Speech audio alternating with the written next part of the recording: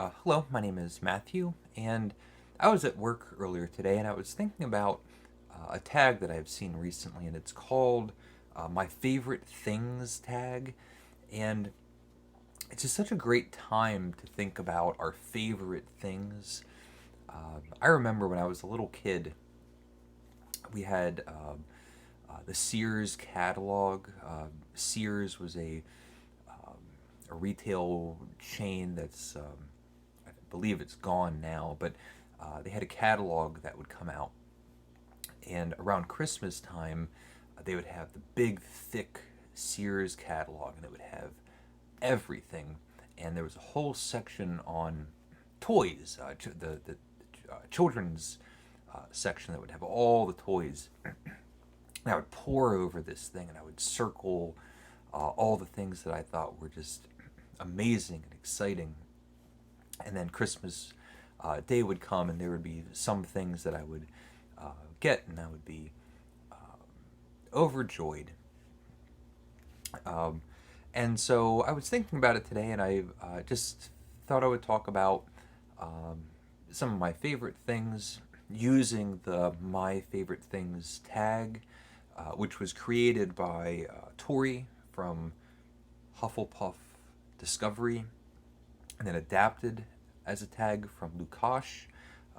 His channel, of course, is a Cruel Reader's Thesis.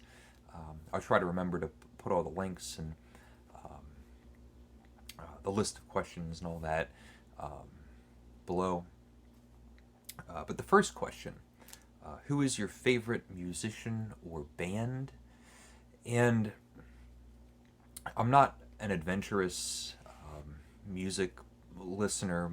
My musical sensibilities are fairly straightforward. I think the Beatles are just one of my favorite bands, and also I just think one of the best bands. I constantly go back to the Beatles, and one of the experiences that just makes me think that they're the best is I'll listen to Help, and I think, oh, Help, that was the best Beatles record, and then I'll listen to Rubber Soul at some point. I go, well, Rubber Soul's the best, and then Revolver's the best, and Abbey Road and Let It Be and Sergeant Pepper and the Magical Mystery Tour and the White Album. Every time I listen to a Beatles album, I think this is the best Beatles album. Just so consistently amazing, and it's fun, accessible, catchy, and creative, and experimental, and adventurous. I just think it's the best pop music has to offer, and it's the beginning of so much more music. My other favorite band is Led Zeppelin, which is a little bit harder edged, but I have the same feeling. Led Zeppelin 1 through 4, and Houses of the Holy, and Physical Graffiti, and just not one bad album, not one bad song. So the Beatles and Led Zeppelin are my favorites. I just think they are the best. Question number two, what are your top three favorite films?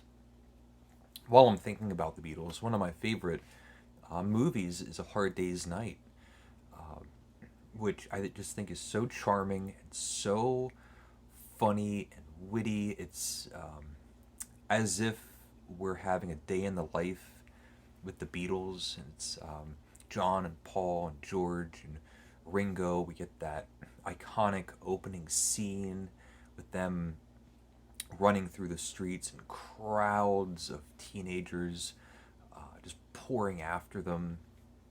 They get on the train. We get all of these fun exchanges, and just sometimes surreal, but it feels personal, and it's idiosyncratic, and we have all of the music cuts where there's songs. They decide intermittently throughout the movie, like, let's play a song. And the four of them are just so personable and charming. Um, it's one of the few movies, there's only a very small handful of movies that I've watched countless times and enjoy every time. I can always watch A Hard Day's Night. Um, Maybe my favorite movie, which I think I've mentioned before, but it's Harvey, starring Jimmy Stewart, not the 80s remake. Um, and again, it's just charming and heartwarming, um, and surreal and absurd. It's Jimmy Stewart playing Elwood P. Dowd, and he has a friend who's a 6'2" white rabbit, invisible. And throughout the whole movie, he just walks around the street. He's in his house. His family are entertaining guests. He goes down to the bar. He drinks martinis, and all he wants to do is introduce his friend, Harvey. He goes, have you met my friend Harvey? This great scene at the beginning when he's at the bar, and he's a regular. He's always at this bar, and the barkeeper and the regulars there all know Harvey, and so he's introducing everybody and just saying, Harvey says hello and goes to the barkeeper and says, we'll have 2 martinis.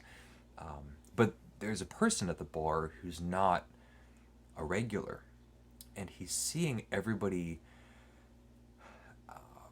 acting in accordance with Elwood P. Dowd's imagination and saying hello to Harvey and how is Harvey doing, and Harvey will have a seat, and the guy gets up without paying his bill.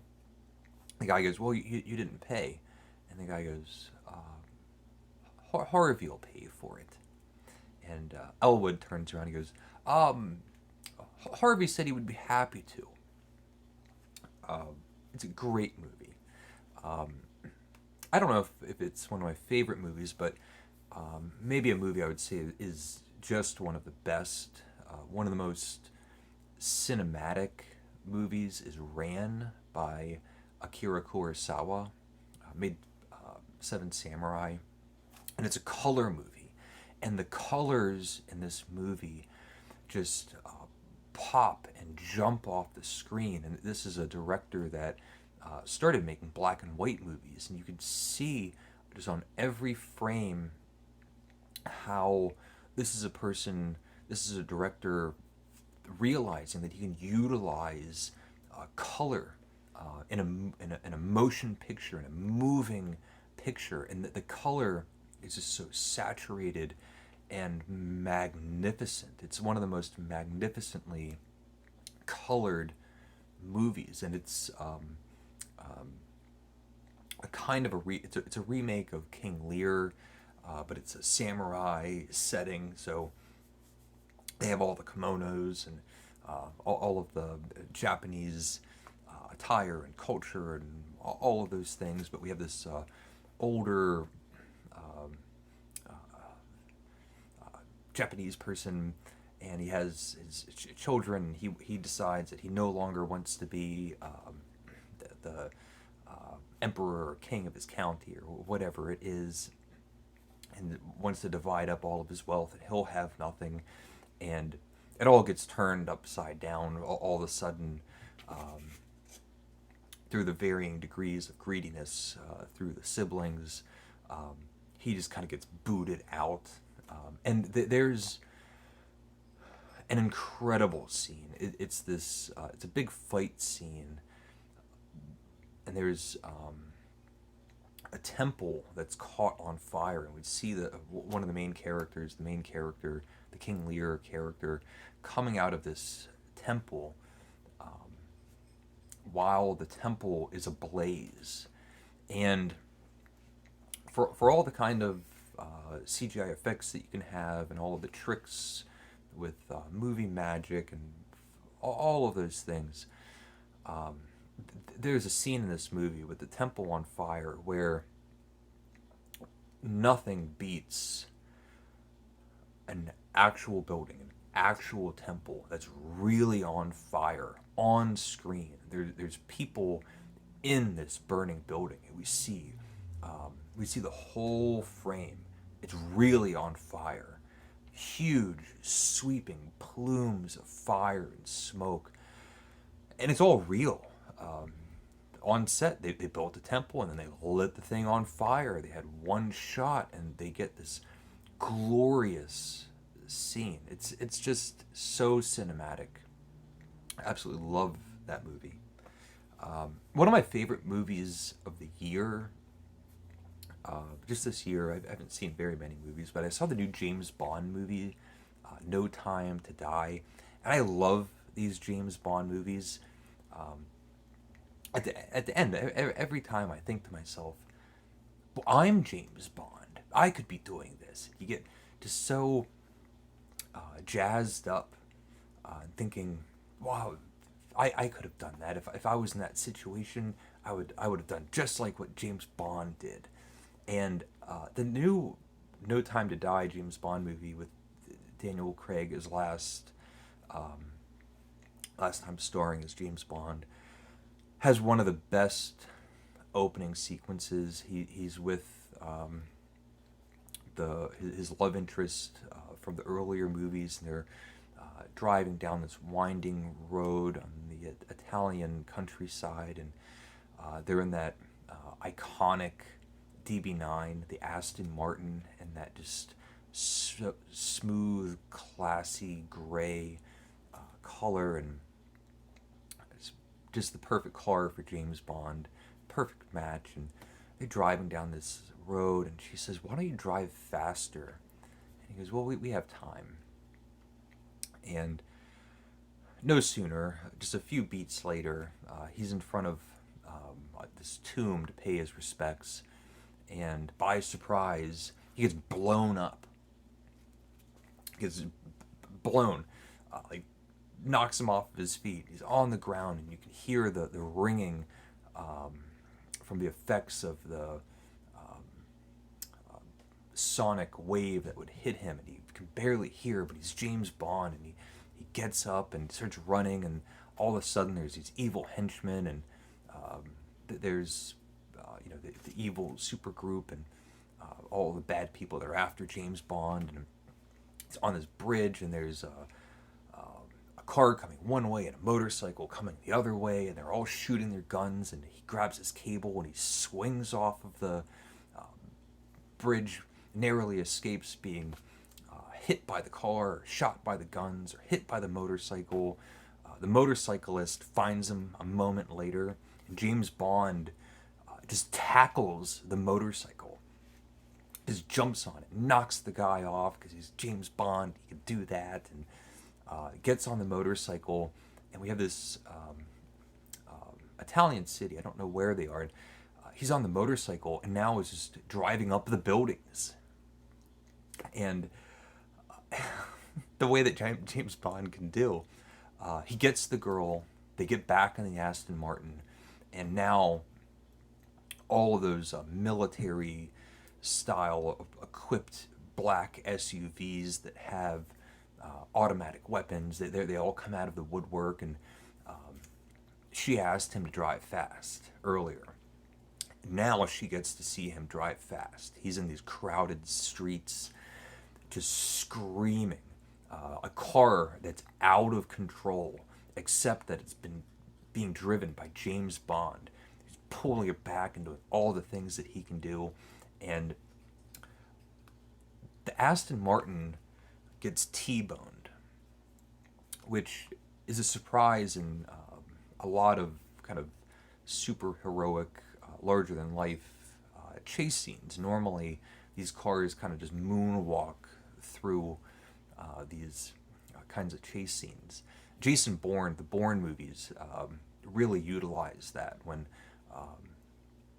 he wouldn't just be skirting through. He would be having car accidents and would be getting hit, and he would be driving the old Mini or a busted up taxi cab or a well-worn police car. But James Bond is in the DB9 Aston Martin. He gets T-boned by one of these military-equipped SUVs. And it was one of the most satisfying, fun moments in this whole really exciting chase sequence. The SUV is totaled, and there's barely a dent in the Aston Martin. It stops, but all of a sudden you realize there's something funny going on. And all these other SUVs come around. They're in this courtyard or turnabout area where there's a big circular road roundabout. And all of the evil henchmen get out and they're just unloading fire onto the Aston Martin.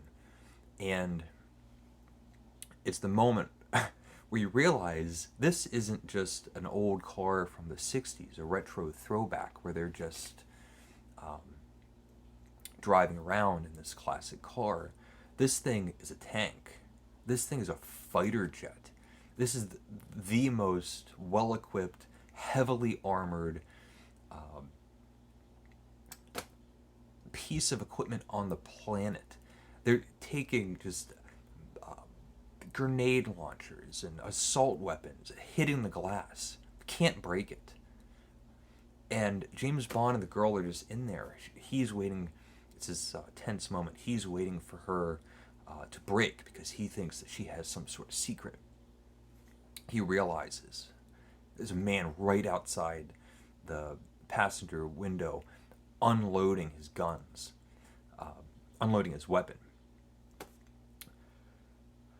And he goes, okay.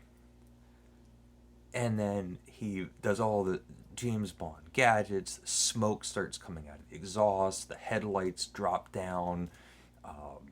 Machine guns come out of the headlights. Blows everybody up and then speeds out. And escapes in a James Bond fashion. And then, boom, the James Bond opening credits musical number begins. That's the beginning of the movie. Absolutely loved it. Okay, so, question number 3. What's your favorite scent? And my favorite scent is my little friend Andy, my cat Andy, and his face. He likes to be affectionate, and he likes to push his face. It's often while I'm trying to read my book, and he'll push my book out of the way, and he gets on my lap, puts his little paws on my shoulders and on my collarbone, and he just wants to push his face and rub his cheeks up against my cheeks, and I get to smell this kind of musky, fresh scent of a cat, and it's distinctive.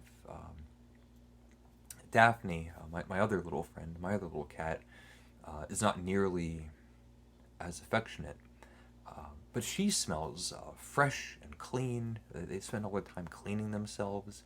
They've never had a bath. They always smell better than I do. But Andy's little face, his little snout will get all wet and has like this wet cat snout smell. I love it. It's one of my favorite smells because he's one of my favorite little people. He's my friend. And Daphne too. Andy and Daphne.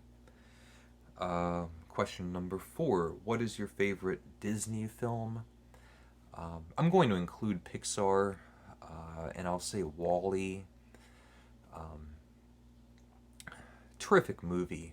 The opening sequence, it's maybe 15 or 20 minutes long, where it's just a silent movie. We have this funny little robot that it has the extremely emotive robotics as a face, and we see him on this desolate future planet Earth going about his business. He's the last little robot. You see his eyebrows and he's thinking things, and Um, it's just terrific, and I don't know. It's a 10 or 20 minute sequence, which is totally engrossing. It pulls you right into the movie, and it's a silent movie. It's everything that I think movies should be doing, um, with you using every element available to convey a story, not just two people talking as if it's a radio show, um, but having the visual, having the background and the setting, and the music, and the way things can move across the screen and keep you interested and wanting to um, be a part of the story that's being told. So I'll say Wally. Um, what's your favorite season? Um, I like autumn, um, for the reprieve. Um, I like the change of leaves. I like the cool, crisp, brisk air. But I like summer. Summer is my favorite season. Like the longest amount of daylight in a day. It's hot, but you also get those hot summer nights. Um, it's just the most comfortable season for me, and just feels more awake. So summer. What's your favorite seasonal drink? Thinking of summer, um, I'll say a Corona with a lime, um, which I never drink. Hardly ever drink a Corona with a lime. Uh, but in the summertime, when it's hot and you go out somewhere, um, and you have that ice cold bottle and the beads uh, on the glass, from just the sweat coming off of the cold beer, and a fresh, crisp lime that you squeeze and push in. Um, I just think that's the best. A nice cold Corona with a lime on a hot summer day. Um, can't beat it. Um, do you have a favorite shirt or article of clothing? I do not. Um, I really don't spend too much time um, fawning over my clothes, so I really can't answer that question. Um, who's your favorite author? Um, a difficult question. Probably Flaubert, just for how much I love his novels, and um, how much he got right. Every novel by Flaubert is just perfect. Um, Madame Bovary, Sentimental Education, Salambo, Bouvard and Picochet. Uh, and they're all so different. The writing style is always just exact and precise and beautiful, but the styles from all of the book, the tone from all of the books, and the tone from each book, and the sensibilities, the sense of humor in Bouvard and Picochet, and the grotesqueness that you'll find in Salambo, the um, magisterial, hallucinatory effects that you find in The Temptation of St. Anthony, and the realism that you find in um, the psychological realism that you find in Madame Bovary, and the grand sweeping scale, all told very concisely in Sentimental Education. Just pound for pound, I think he produced some of the best works of fiction. Um, but I have a lot of favorite authors. Do you have a favorite spot for reading or writing? I have my orange chair there, and I love it. I have a little orange footstool matching set, and often Daphne will be sitting on the footstool, and Andy will be sitting right here, and it's why my channel is called the Mayberry Book Club. Andy's named after Sheriff Andy Taylor from the Andy Griffith Show, and um, we would all sit together and read like a little book club. So um, this is my little reading nook. I sit in my orange chair and I read with my friends. What's your favorite food or dessert? One of the meals that I look forward to each year, I don't even get it each year, but it's seasonal and regional. I live in Maryland, and in the summertime, for a brief period, soft shell crabs are available, and one of my favorite meals is to have a soft shell crab sandwich. If you're not from the area, it can be quite alarming. It's 2 pieces of white bread, fried or broiled soft shell crab sandwich, where it's the whole crab. You have legs, crab legs sticking out from the slices of bread. And you bite into it, and you're biting through the whole of the body. It's a soft shell crab sandwich because it's the moment where the crab molts, and so the shell isn't hard, and as a result, the shell is part of the sandwich. So you're biting through the shell and the flesh and the whole of the body, organs and all. But I like it. What's your favorite color? As far as to wear, I could do just as well having all of my clothes being monotone, blacks and grays. Everything would match. I wouldn't have to think about anything.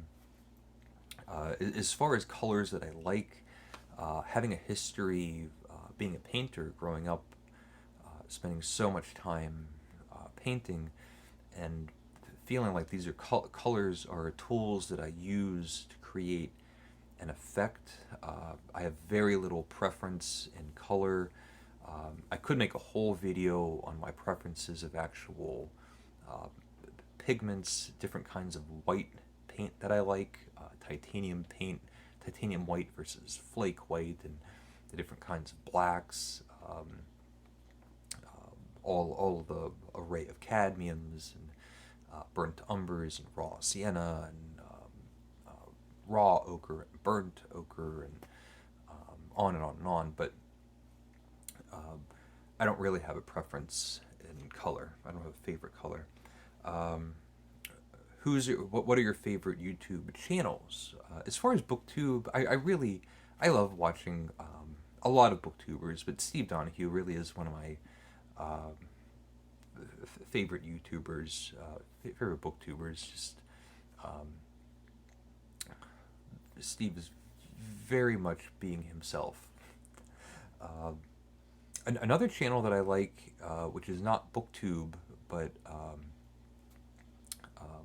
it's Kenji Lopez Alt, and it's a cooking show, and it's just fabulous. It's a guy that is an experienced, seasoned chef, very successful, knows what he's doing, really, really knowledgeable with food and working in professional kitchens, and he has a YouTube channel where he's cooking at home. He puts on a GoPro, and you see from his point of view him working in the kitchen.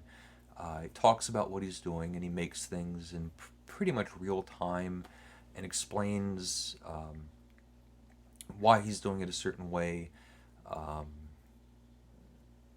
and it's just very nice to watch. Along those lines, another cooking kind of show that I like is um, Jacques Penn.